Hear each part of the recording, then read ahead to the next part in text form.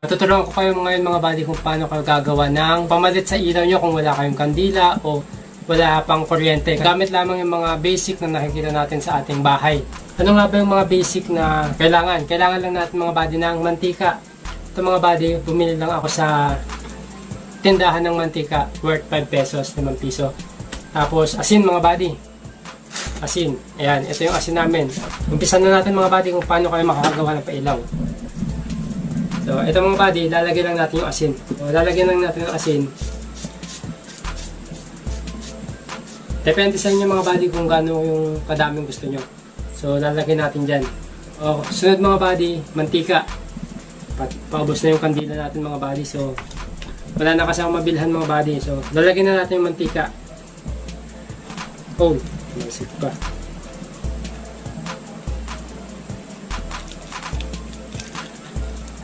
Natural lang na mantika ito mga buddy. Kung gusto nyo gumamit ng mamahaling mantika, pwede rin naman.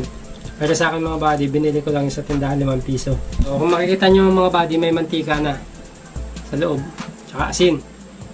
So, kukuha naman kayo ng bulak mga buddy.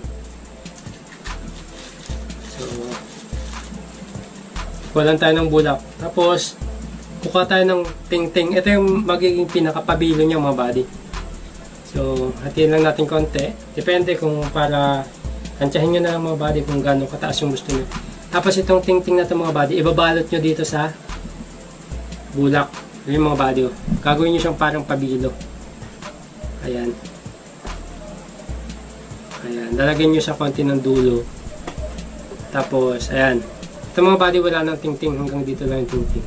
So, bibilutin nyo lang yung mga buddy. Ayan. Yan mga buddy, okay na. Tapos ilalagay natin dito mga buddy, itatayo natin siya dito.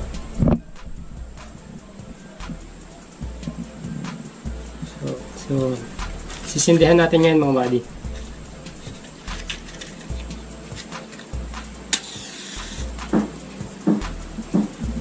Yan na mga buddy, di ba?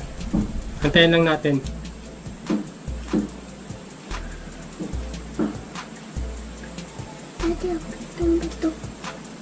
So, bali lalakas yan mga buddy. Antayin lang natin lumakas yung apoy niya. So, namatay na yung kandila natin mga buddy. Wala tayong kandila. So, ito na yung magiging ilaw natin magdamag. So, itong mantikang 5 piso mga buddy. Itong mantikang 5 piso, abot to mga siguro mga 4 hanggang 5 oras na mga buddy. Ang nauubos lang dyan is yung mantika. So, pwede nyo lagyan ng mantika ulit mga buddy pag naubusan nyo ng mantika. Ito mga buddy, titingnan nyo malakas niya. Ang kagandahan nito mga buddy, wala siyang usok. So, ganyan lang siya. Oh, so, diba mga buddy, hindi siya mausok. So, ayun lang yung ilaw namin ngayon mga buddy. Yan yung magiging ilaw namin hanggang sa magdamag kasi wala kang kuryente. So, yan kagandahan yung mga buddy. Ayan, sana nagkaroon kayo ng idea mga buddy kung paano gumawa ng pang-alternate nyo kung wala kayong kuryente o nawala ng kandila or kahit ano. Ito mga buddy, basic lang to, mantika lang, tsaka asin. Yun lang, tsaka bulak. So, ayan na mga buddy, ito na. So, ganito lang mga buddy, paggawa ng pailaw nyo kung wala kayong kuryente. So, ito mga buddy, basic na basic lang. So, sana mga buddy, kahit paano may natutunan kayo sa pinakita ko sa inyo. Alam ko yung iba, alam na to, pero para doon sa mga iba na hindi pa alam to, yun, gayahin nyo na lang. So, hi ka naman, Ting. Hi ka sa vlog. Ayan. Gumawa kami ng pila pa may kuryente. Ano? Pa may kuryente kami, kaya gumagawa kami ng ilaw. Ayan, gawa ko ng ilaw mga buddy kasi walang ilaw eh. So ayun mga buddy, hopefully may maglagay ulit natin doon sa kabila. Ayan. So ayun mga buddy, dalawa na yung ilaw natin. Gawa sa mantika at saka asin. At bulak. So ayun mga buddy, hopefully may natutunan kayo sa sa video na ginawa namin. So maraming salamat mga buddy. Ayan, hello, bye. Bye-bye. Bye-bye!